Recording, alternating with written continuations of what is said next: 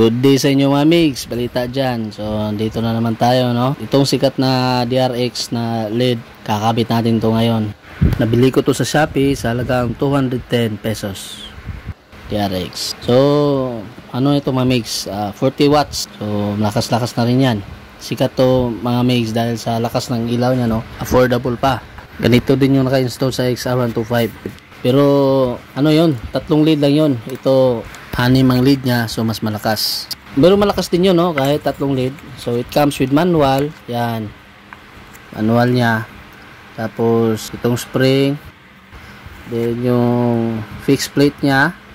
So H4 to, or yan yung gagamitin natin. Tapos itong isa, di ko alam to. So gaya ng dati, built-in pa rin siya ng fan mga migs.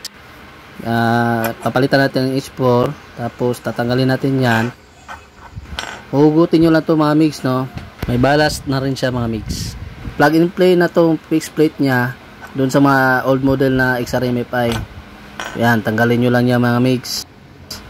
Tapos tong fixed plate nya, tabi na nito. Ito yung fixed plate na ano mga migs, old model na XRMFI, no. So plug and play na lang yan. Ito wala na to. So yung spring nito, ito kakabit natin dito sa fixed plate na H4 nya. So since H4 yung sa akin ng version to ng ano, XRMFI, gagamitin natin to, no. Yan, so universal kasi ito mga migs. Nagtataka ka sa presyo nya kasi mura lang ba, affordable siya, pero napakaganda. Tested and proving ko na to mga migs. So ito yung hex nut nya. Yan, lagay natin yan dyan. Sensya na sa busis mga migs. So dyan yan mga migs, no. Yan, tapos lagay natin tong fixed plate yan na H4. Yan. So triangular para di kayo malito. Yung isa nasa ibabaw, no, nasa ibabaw yan, triangle yan. So magkatugma yan. Yan, tapos lagyan natin yan ng screw na provided sa kanya. Balik natin yan. Okay, then itong screw fix natin dyan mga migs sa hex nut nya. Ipitan na natin yun. Yun na. So unscrew lang natin tong ano ng ano, cowl nya. Yan, kabilaan. Ganoon na may access tayo sa loob. Anyway, dito tayo sa bahay ng tropa natin mga migs. Tanggalin lang natin yan, yung socket at saka tong ano ng parking connection ng park light.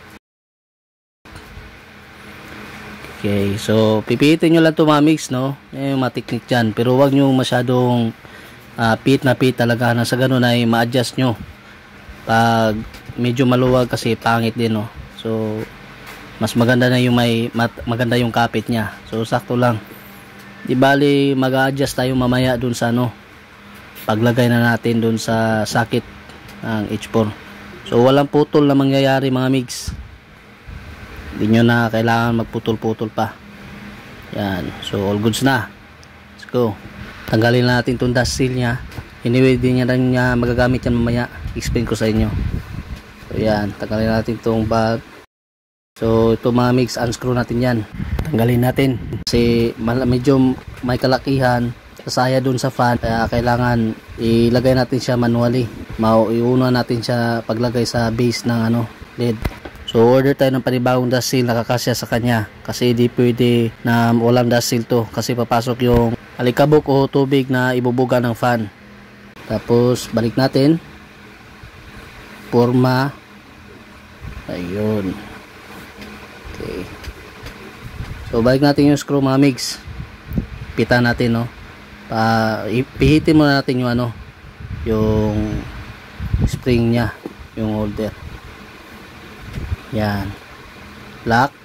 Okay, so goods. Ayos na mga mix. Yan. So gaya na sabi ko kanina sa dust seal, hindi natin siya magagamit mga mix, no. Yan, hindi siya pwede. So order tayo ulit. Bali may part 2 yan. Balik ko lang tong connection ng pilot light nya. Then sunod na to mga mix. Yan. So ayun mga mix, no. Gaya na sabi ko kanina, huwag masyadong pihitin, na sa ganun ma-adjust natin dito. Yan. Okay, ito. Yun. So kapit na kapit, no. Ito din isa.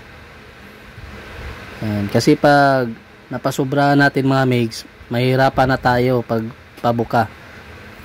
Ayan. So kapit na kapit yan mga mix, no?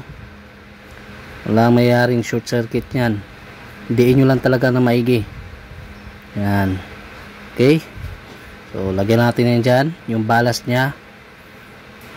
So, balik natin yung mga tornilyo kabilaan.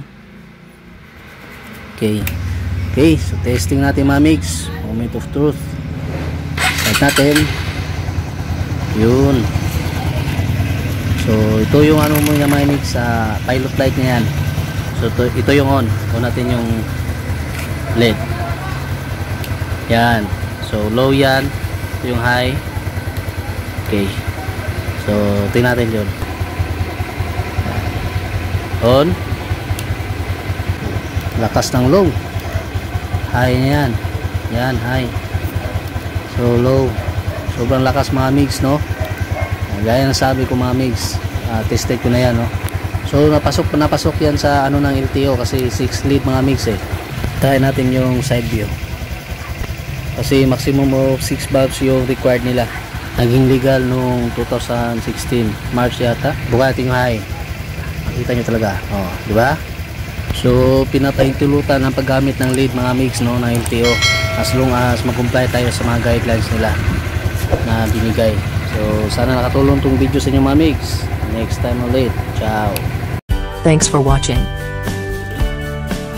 Like, Comments share, and subscribe.